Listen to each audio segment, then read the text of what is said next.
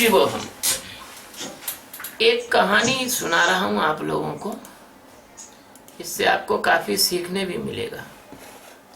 एक राजा होता है, राजा,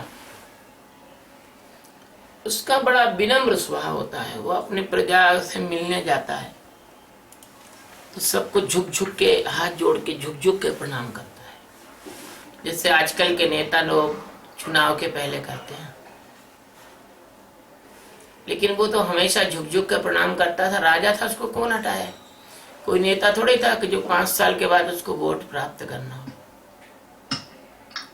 तो उसका एक मंत्री था, तो वो थोड़ा घमंडी टाइप का था, तो उसको ये नहीं जमता था। वो कहता था, राजा आप क्यों ऐसा करते हो? हर गरीब मजदूर, चरवाहे, लकड़हारे, सेठ, साहूकार, हर एक को झुक झुक के प्रणाम करते हो। अरे भाई, आपके सिर पे इस राज्य का ताज है, मुकुट है, आप राजा हो यहाँ के, आपको शान शौकत से रहना चाहिए। आपको इतना झुक के प्रणाम नहीं करना चाहिए, सिर को नहीं झुकाना चाहिए। राजा उससे कुछ नहीं बोलता है। राजा उससे कहता है कि भाई देखो, ये जो प्रश्न है इसका उत्तर मैं 2-4 महीने के बाद आपको दूंगा, अच्छे से उत्तर दूंगा। दिन गुजरते हैं, सप्ताह गुजरते हैं, महीने गुजरते हैं। एक बार क्या होता है कि उस राज्य में एक डाकू पकड़ा जाता है और राज्य की प्रथा के हिसाब से डाकू का सिर काटा जाता है तलवार से। तो डाकू का सिर तलवार से काटा गया और मंत्री को बुलाया राजा ने और कहा, सुबह सुबह ही होता था उस जमाने में, ये सुबह काटते थे। मंत्री को बुलाया कि देखो, ये पीतल की थाली में मैं इस डाकू का सिर रख रहा हूं कटा हुआ, तुम जाकर इस सिर को बेच कर आओ, और जो तुमने सिर नहीं बेचा शाम तक, तो तुम्हारा सिर मैं गर्दन से अलग कर दूंगा।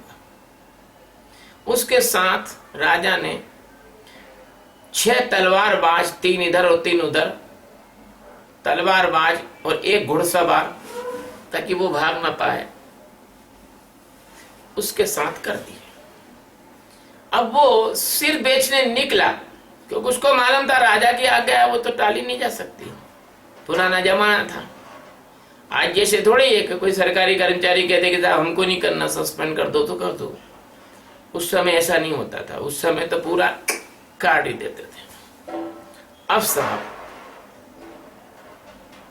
भाग सकता नहीं, क्योंकि बाल बच्चे सब, पति पत्नी बच्चे सब वहीं रहते महल के पास, उसके मंत्री के महल में।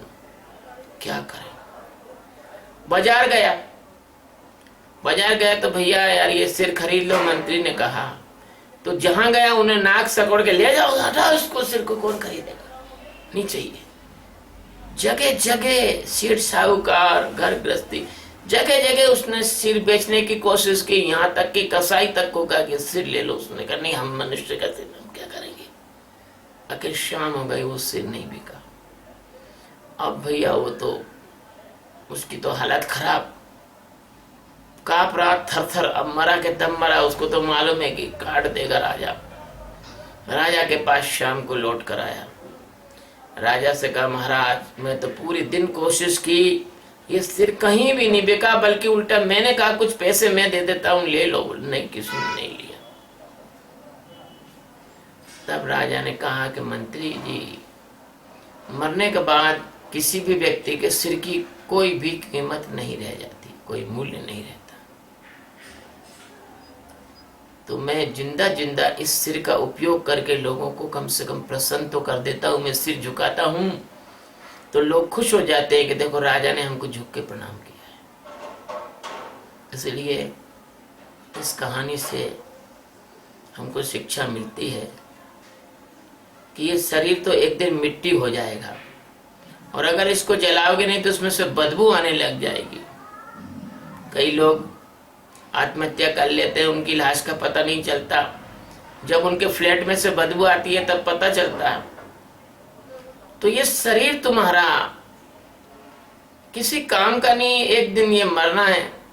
तो जब तक ये है तो किसी की सेवा कर लो, किसी को आदर सम्मान दे दो, किसी की मदद कर दो, और कुछ नहीं कर सकते हो तो कम से कम आत्मज्ञान तो प्राप्त कर ही लो, अपने लिए तो कुछ कर ही लो। तो ये कहानी है, मुझे याद आ गई।